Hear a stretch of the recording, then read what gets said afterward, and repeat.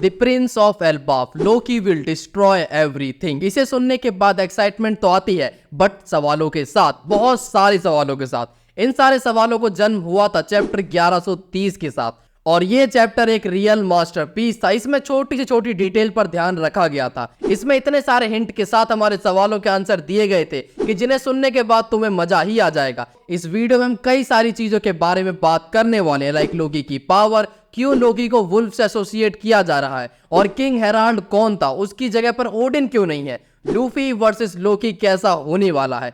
हर चीज Norse mythology से है, बट वो एक समुद्र है, हर चीज पकड़ नहीं पाओगे। पर इस वीडियो में तुम्हारे कुछ सवालों के जवाब जरूर मिलेंगे, और आने वाली कुछ वीडियो में बाकी के जवाब, जिन्हें मिस ना करने के लिए चैनल को सब्सक्राइब जरूर करें। तो चैप्टर के बाद सभी लोग लोकी को मिथिकल वुल्फ के साथ एसोसिएट कर रहे थे, पर ऐसा क्यों, लोकी का वुल्फ से कनेक्शन क्या है, उसे जानने के लिए एक डीप डाइव लगाते हैं। एल्बाफ में सब कुछ नॉर्स और वाइकिंग से रिलेटेड है। इन्हीं वाइकिंग्स में एक क्लैन बहुत ज्यादा फेमस थी, उल्फेडिनार। ये क्लैन अपने बर्ज़र्कर नेचर के लिए जानी जाती थी, जिन्हें ओडिन के एलीट वुल्फ वॉरियर कहा जाता है। इवन ये बर्ज़र्कर्स को टक्कर दिया करते थे, जो खुद ओडिन की डिवोटीज थे। उल्फेडिनार बेस्ट वॉरियर थे अपने रूथलेस और फियरलेस ट्रेड की वजह से, जो वुल्फ की वर्शिप करते थे, और यहाँ तक कि वो वुल्फ से पॉजेस थे, यानी वो शेप शिफ्टिंग भी कर सकते थे। वहीं पर बर्ज़र्कर्स को बियर से एसोसिएट किया जाता है, तो उल्फेडिनार जस्ट इनके अपोजिट थे, पर पावर वाइज वो सुपीरियर थे।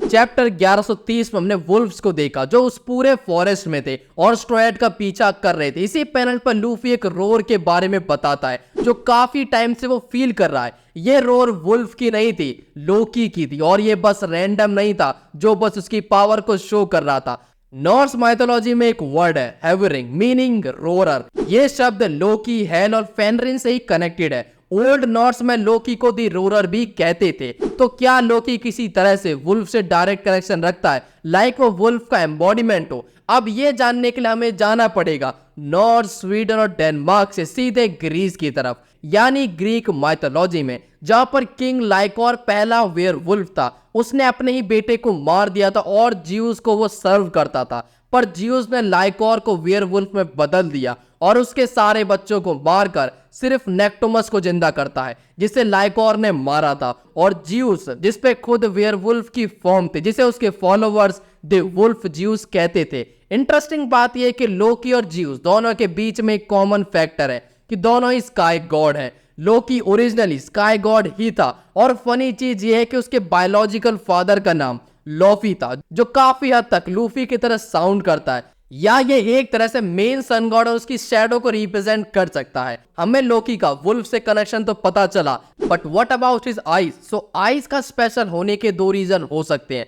फर्स्ट, अगर ज्यूस का रेफरेंस लिया है तो उसकी आंखों में बिजली का होना, लेकिन ये सोचना भी कूल नहीं लग रहा है, और जो कूल नहीं वो वन पीस का एंटेग्रिस्ट नहीं। तो सेकंड है the ability to see everything, जिस पावर को मार्वल कॉमिक के 2 पैनल पर देखते हैं, जहां पर लोकी एक विच से कहता है, ए चुड़ैल, तुझे कोई आइडिया नहीं है तू क्या कर रही है, और आगे वो बताता है कि अब वो सब कुछ देख सकता है। इस पैनल पर लोकी की आंखें ग्लो कर रही थी, जैसा वन पीस में लोकी की आंखें कर रही थी। कवर्ड होने के बाद भी एक ऑरा सा में वहां पर शो होता है। जिन कवर्ड आईज में शैडो होनी चाहिए थी वो ल्यूमिनेटिंग थी। स्पेशली आंखों का कवर होना ही इंडिकेट करता है कि कुछ है इनमें जिन्हें रोकना जरूरी है।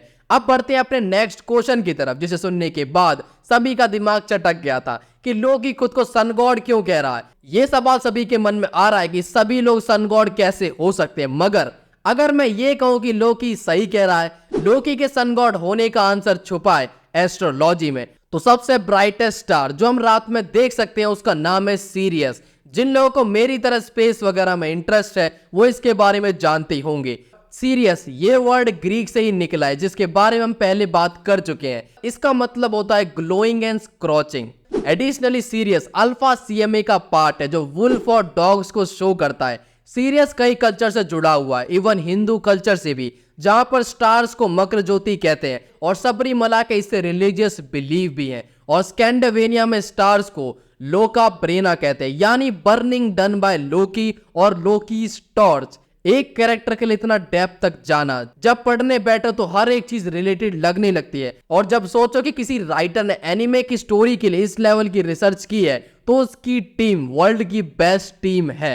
इसी के साथ सीरियस साइज में सन से डबल है और 25 टाइम्स ब्राइटर है। इसीलिए लोकी खुद को चैप्टर 11:30 में सन गॉड कहता है, जो इस दुनिया को खत्म करेगा अपनी आग से। यहाँ पर दो सन गॉड को ना इंफीरियर या फिर सुपीरियर कॉन्सेप्ट को नहीं दिखाता, बल्कि वो दो साइड को दिखाता है, जहां पर लोकी खुद को फ्लेम्स का दूसरा रूप यानी डिस्ट्रक्शन की तरह पोर्ट्रेट कर रहा है, क्योंकि नॉर्स में फ्लेम्स और फायर के दो रूप हैं, क्रिएटर और डिस्ट्रॉयर। लोकी शो करना चाहता है कि that he is much brighter and stronger than the sun. यहां तक आए हो तो यानी वीडियो मजेदार है, सो लाइक करने में कैसी शर्म। वीडियो को लाइक करके अपना सपोर्ट दिखाएं और इसी तरह की और वीडियोस के लिए चैनल को सब्सक्राइब भी करें। अब बढ़ते हैं उसके बाप की तरफ। तो लोकी का बाप कौन है और उसकी जगह पर किंग हेराल्ड को क्यों लिया गया, लोफी या फिर ओडिन को क्यों नहीं? नॉर्स माइथोलॉजी में वही लोग थे जो लोकी के फादर थे। तो इस हेराल्ड की एंट्री हुई कहां से, ये जानते हैं। नॉर्स हिस्ट्री में बहुत सारे किंग हेराल्ड है, पर उनमें से सबसे फेमस वाला है किंग हेराल्ड फेयरहेयर, जिसने सभी राजाओं को एक एम्पायर के अंदर लाया था। उसके पास एक जाइंट वाइकिंग स्वॉर्ड का स्टैचू भी था, जिसकी हाइट एटलीस्ट 33 फीट्स है। इसी तरह से एक जाइंट स्वॉर्ड को हमने एल्बाफ में भी देखा था, जिसका कनेक्शन अपने आप ही कनेक्ट हो जाता है। जैसा किंग हेराल्ड फेयरहेयर ने किया था, उसी तरह से वन पीस वर्ल्ड में भी किंग हेराल्ड ने भी सभी अलग अलग जाइंट ट्राइब्स और विलेजेस को एक किंगडम में लाया होगा। पर जिस तरह से लोकी को पोर्ट्रे किया जा रहा है कि वो एक विलन है, उसने अपने बाप को मार डाला, जरूरी नहीं है कि ये सच हो। क्या पता लोकी ने अपने बाप को मारा ही ना हो। मैं ये नहीं कह रहा कि लोकी का दुनिया को खत्म करने वाली बात ब्लफ है, बस लोकी वो नहीं है जिसने किंग हेराल्ड को मारा है। उसके पास डेविल फ्रूट भले ही है, पर वो मर्डरर नहीं है। अब मैं इतनी श्योरिटी से कैसे कह रहा हूं, उसका जवाब खुद किंग हेराल्ड देगा। वैसे मुर्दे बोलते नहीं, बट उनका इतिहास जरूर। तो अभी हमने किंग हेराल्ड फेयरहेयर के बारे में जाना, पर अब मैं तुम्हें बताऊंगा एक दूसरे फेमस किंग हेराल्ड के बारे में, किंग हेराल्ड ब्लूटूथ, जो डेनमार्क का राजा था। इसी के नाम से ब्लूटूथ की इंस्पिरेशन ली गई थी। इसे ब्लूटूथ इसीलिए कहते हैं क्योंकि वो ब्लूबेरी काफी ज्यादा खाता था, और इसे ग्रेट यूनाइटेड भी कहते हैं, जिसने लोगों को और बॉर्डर्स को एक साथ जोड़ा था। इसीलिए वायरलेस टेक्नोलॉजी को ब्लूटूथ का नाम दिया गया, क्योंकि वो दो डिवाइस को जोड़ता है। माफ करना, मैं इस टॉपिक से भटक गया था। तो इस किंग हेराल्ड के बेटे को पेलेना टोकी नाम का एक पर्सन रेस करता है कि वो बड़ा होकर अपने बाप को ही मारकर उसका क्राउन छीन सके। बट किंग हेराल्ड को पेलेना खुद मारता है। उसका ब्लेम किंग के बेटे यानी स्वैन पर आ जाता है। इस सब में वो इंक्लूड था, वो राजा भी बनता है, पर वन पीस में ये नहीं होगा। लोकी के पीछे से कोई और स्ट्रिंग्स को खींच रहा है, तो वो बंदा कौन हो सकता है? क्या शैंक्स या कोई और न्यू कैरेक्टर? इनमें से जो भी हो, लोकी अगर एंटेगनिस्ट है भी, तब भी वो चीजें ऐसी सीधे सीधे नहीं होंगी। स्ट्रॉयड को पेला जाएगा, एल्बाफ जलेगा और द ग्रेट वॉर यानी रैग्नारॉक शुरू होगी। और इस सब का जिम्मेदार सिर्फ लोकी नहीं होगा, इसके पीछे कोई और मैनिपुलेटर है, यानी गॉड ऑफ मैनिपुलेशन को यहाँ पर कोई मैनिपुलेट कर रहा है। जिस तरह से लूफी को मैनिपुलेट करके एक हीरो बनाया गया, उसी तरह से लोकी को मैनिपुलेट करके एक विलन बनाया जा रहा है। और इस सब को पढ़ते हुए एक चीज नोटिस हुई कि लोकी के पास ट्रिकस्टर की एबिलिटी है, यानी इल्यूजन क्रिएट करने की, जैसा मैंने इस वीडियो में बात करी है।